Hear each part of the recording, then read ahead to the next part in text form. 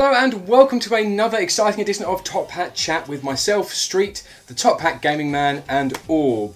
Today on the channel we are going to be doing a requested video from one of our Patreons. Yes, we love Patreons, by the way. Yes. Patrons are the best. Yes. This one's from Ben Sainty. Says, can we cover why people are so overly obsessed with frame rate and graphical performance in games in this day and age? Because they're a bunch of pencil neck geeks, that's why. Yeah.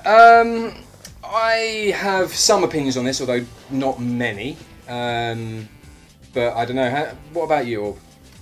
I'm certainly a fan of the graphical improvements as time as gaming goes on. I mean, a really good example is Red Dead Redemption 2, which is just come out. Yes. It's probably the prettiest game I've seen, certainly on consoles. Yeah. And I feel it adds to the quality of the game.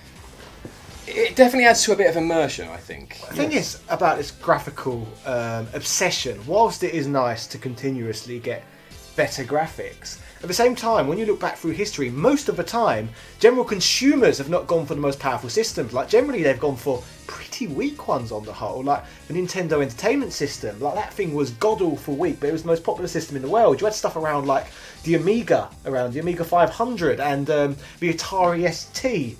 And they were 16-bit platforms, and people was with the NES. And then we go to the Super Nintendo era. Again, most popular system of that time period. Yet, there was much more powerful hardware around. It was like things like the Panasonic 3DO, the Atari Jaguar. There was just so many much more powerful, better options. So Nintendo eventually, you know what? We might as well go with the most powerful system now. So we're at the powerful 64-bit console. And people still went for weaker options like the PlayStation. Is that a pricing problem? That's exactly what I was going to say. I mean, back then there was a definite shift between kind of how much something costs compared to what it can do. But that was the time period when people really would not shut up about bits and how powerful everything is to take. People talked about it more back then than they do now. Yet it didn't seem to affect sales that drastically when looking back. In fact, it didn't at all. Was that not just marketing gump? Yeah, the general population picked up. I'm saying that generally the marketing gump didn't work, did it? It No. clearly all failed, looking back through history. Yeah.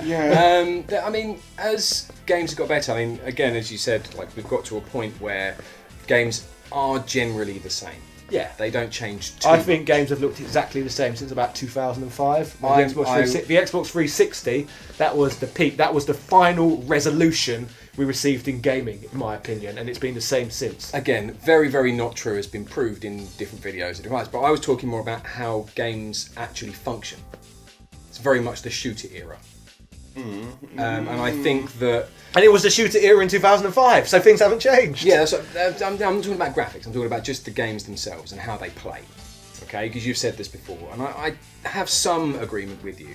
So there has to be something, a reason to release a new console. And the updated graphics is going to be... But again, there isn't a reason to release a new console. It's exactly as it was before. Marketing gumph. It's just to make people want something they don't need. There isn't actually a reason. People are stupid consumers at the end of the day. Like, I don't think adding a few extra blades of grass to a game is really going to add to the gameplay in any way whatsoever. It adds to the immersion of the game. It most certainly does. But why would you want to be immersed in a game? The whole point of a game is escapism.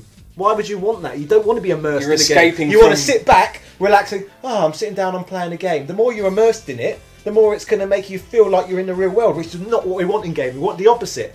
We want to be knowing we're playing a game. Surely if a game is more immersing, it takes you out of your real world and puts you into that virtual world. Yes, and if it's an alternative world, it's immersing you in a world that looks the same. Why would you want to be immersed in a world that looks the same as one we're already in? Why would you want to look like Mario? Why would you want to be all 16-bit? Well, you don't want to look like them. That's what I'm saying. You want to sit back and admire what you're seeing on the screen. Again, I think You there's don't no... want to be in the game. You don't want to be immersed. You want to sit back and play the game. Pick up, play a game. Simple.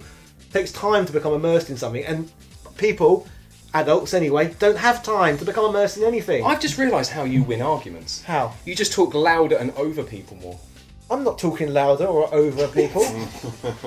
The comments will disagree. Raise your volume then, if that's how you feel. Well, I can't. Every time I try, you just start talking again. Well, I was just told in the original take I was not intense enough, so now I'm trying to improve on it's that. true. And we're Yeah. doing a better job. This is You like are rather good. This is like the second video we've ever taken. And you said I was too relaxed last time, didn't you? And yeah, good. Yeah, Good. It's better, Good. but in worse ways. Anyway, yeah, we're going to talk about kind of people's obsession, and it has turned into an obsession. I will say that much. There are reasons for some people to get obsessed. For example, there are certain speedruns. For example, Doom. The Doom speedrun.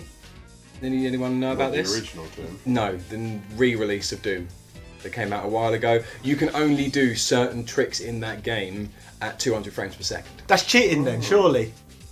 If you can only do certain things if you've got a certain frame per second. I guess it's like tool assisted technically. No, it's about kind of certain actions will only work. There's a certain rail boost. That Surely that's terrible programming then. If you can only do certain things at certain resolutions. Well, no, it's about breaking the game, and all of your favourite games have been broken to buggery. So let's not start going on about how breaking poor games, programming. There's no point. Anyway, but what I'm saying is that there are reasons for people to be obsessed with it, although that is an incredibly big, incredibly small niche, not big niche, incredibly small niche of people, Doom speedrunners. Doom speedrunners should be obsessed with frame In fact, rate. this brings me on to another point.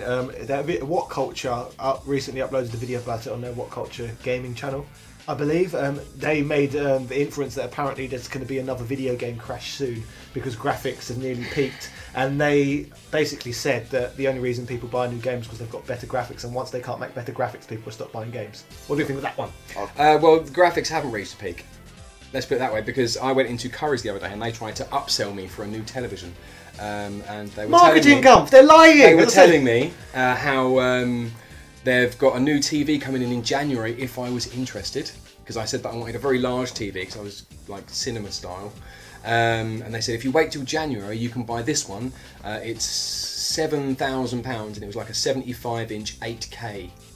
8K? 8K. And I was like, okay, so what can I watch in 8K? And they went, well, nothing's in native 8K at the moment.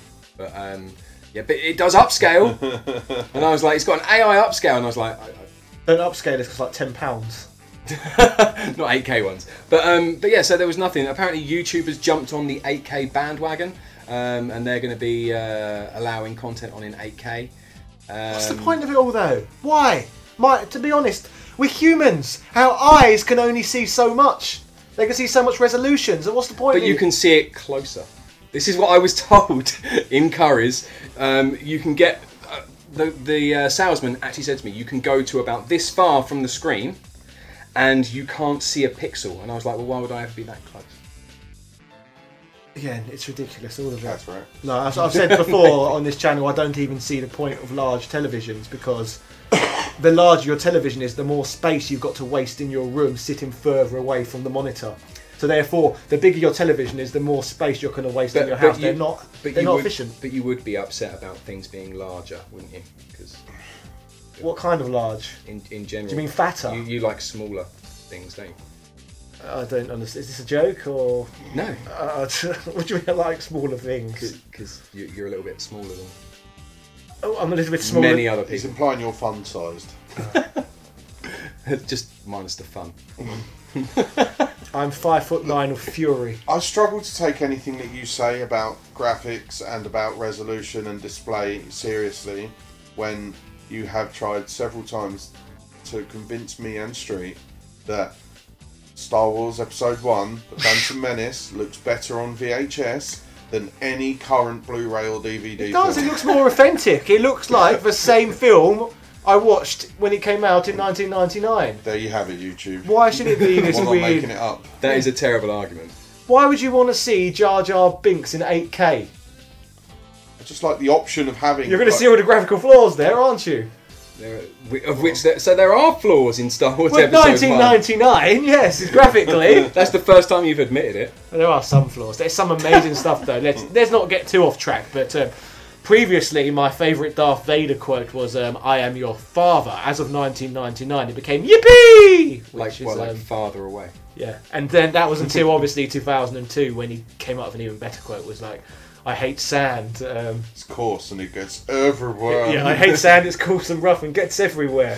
Which is him. the best Darth Vader quote ever. I hate him so much. Yeah, that's now my favourite. Because it is true. It is true. It's better than I am true. your father. I mean, it's an odd opinion to have as someone who was literally born and raised on a desert planet. Yeah, it's not cool. Well, maybe that's why. He's Sick of the sight Thought of you would it. have got over it by now. Yeah, to be fair. Maybe he would have evolved to have like brushed off sand, little like hairs everywhere that brush all the sand off. But anyway, what is our resolution regarding resolution then? I think that there are some very exceptional circumstances where people need to be very anal about their frame rate and resolution. Doom speedrunners being the only example that I can think of. So why does the casual consumer want it? Are they just fallen for marketing gumph, basically? Just a bit uneducated? No. Because, look at me, you couldn't be more of an enthusiastic gamer than myself who indulges in his addiction on a regular basis, yet I still play on a CRT. Do you know what I mean? Because you're weird. I think that having a better frame rate and resolution can increase immersion when you're playing, which is a good thing in a lot of games. I'm going to talk about Red Dead Redemption because that's the big thing at the moment. Red Dead Redemption 2 is a graphical masterpiece. The good thing about Rockstar in general is that they don't put graphics on top of the gameplay. They do both, and that's why they only release a few games. They don't release game upon game upon game. They don't try and release GTA every year. And they really put effort in. The problem it's basically like my main YouTube channel versus say this one where we just have videos where we talk on the sofa rather than just like loads of. But people are entertained by this. Yes. So some people are entertained by Call of Duty. Say no more. There are some parallels, I suppose. There are, yes. But yeah, they do both, and I think that the biggest problem comes when people start saying that this game is the best because it's got better graphics on, for example, PC rather than Xbox. It's pointless because it doesn't do that much for the game, especially if the game has been developed to have great graphics and the gameplay is a bit lackluster. So let's finish this video off by deciding whether graphics are important for us. Are graphics important to you? I feel they're part of the whole package, so they're not my highest of importance, but yeah, I'd say they are pretty important to me. Personally, it's an art style, basically. You do not need top-of-the-range graphics to produce good art style, you? Although I agree with you, I like seeing how graphics come along and what people can do with similar engines. It's all about progression, and if you can make that progression while still making a decent game, that's a good thing. So if we can all come up with just one word that represents how we feel about graphics, let's try that one word. Necessary. Change.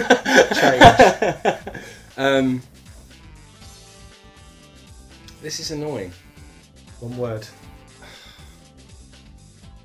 Quickly. Interesting. Interesting, necessary, change. That can be our buzzword or words which we will finish on. So, if you like this channel and you're new here, make sure you subscribe and leave your thoughts in the comment section. Cheerio!